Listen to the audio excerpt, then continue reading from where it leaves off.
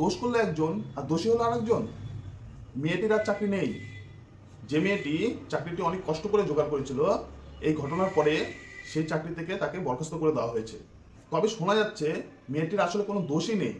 এই কথাটা আমি বলছি না, এই কথাটা ওই র্যাপিডো ড্রাইভার ভাই নিজে বলেছে, যে এই ভিডিওটি করেছিল। এই ঘটনাটি আসলে কি ঘটেছিল? মেয়েটি দুটি র্যাপিডো একসাথে বুক করেছিল, তার মধ্যে একটা ক্যান্সেল করে দেয়। এই নিয়ে তর্ক বিতর্ক শুরু হয়। তবে মেয়েটি ভিডিওতে একটি কথা বলেছিল যে তুই লোকেশনে আসার পরে আমি ক্যান্সেল করিনি। মেয়েটির কথাটা আগে শুনুন। লোকেশনে আসার পর আমি ক্যান্সেল করিনি, ফালতু কথা বলবি না, এখান দিয়ে যা। মেয়েটির কথাই এখন তবে সত্যি প্রমাণ হয়ে গেল। যে র্যাপিডো ড্রাইভার এই ভিডিওটি করেছিল সে এখন নিজের মুখেই বলছে যে সে লোকেশনে পৌঁছানোর ঠিক 15 মিনিট আগেই নাকি র্যাপিডোটা ক্যান্সেল করে দেওয়া হয়, কিন্তু সে সেই সময় র্যাপিডো ড্রাইভ করে রাস্তাতে আসছিল বলে সে এই ক্যান্সেল করার ব্যাপারটা দেখতে পায়নি। পুরো ভিডিওটা আগে শুনুন র্যাপিডো ড্রাইভার ভাইটি কি বলছে। কালকের যে দিদিটার সাথে আমার যে ভিডিওটা হয়েছিল বা আমি যে ভিডিওটা আমি দিয়েছিলাম কালকের যে ভিডিওটাতে, ওই ভিডিওটা প্রচুর পরিমাণে ভাইরাল হচ্ছে।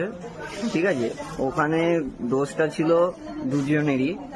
দিদিটা 10 মিনিট 15 মিনিট আগে ক্যান্সেল করে দিয়েছিল, সেটা আমি বুঝতে পারিনি যেহেতু ইনড্রাইভ ছিল।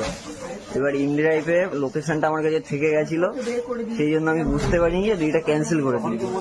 এবার আমি লোকেশনে আসার পরে তখন বুঝতে পারি যে অর্ডারটা ক্যান্সেল হয়েছে। এবার আমি তখন না বুঝে ম্যাডামকে যেতে দিইনি, ঠিক আছে, এবং বলি যে ম্যাডামকে একটু উত্তেজিত করে দিই যাতে রেগে যায়। সেই কারণে ম্যাডাম আমাকে গালাগালি দেয়। আমি রাগের বসে ভিডিওটাকে একজনকে দিই, সেখান থেকে ভিডিওটা এখন সারা জায়গায় ছড়িয়ে গেছে।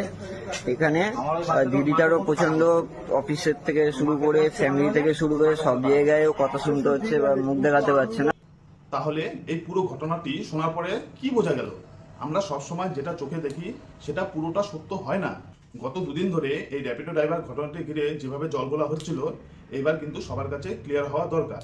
উভয় পক্ষেরই কিন্তু এখানে দোষ ছিল, আর উভয় পক্ষই কিন্তু সেটা মেনে নিয়েছে। আর পারলে ভিডিওটি শেয়ার করে দাও যাতে সবাই সত্য ঘটনাটা জানতে পারে।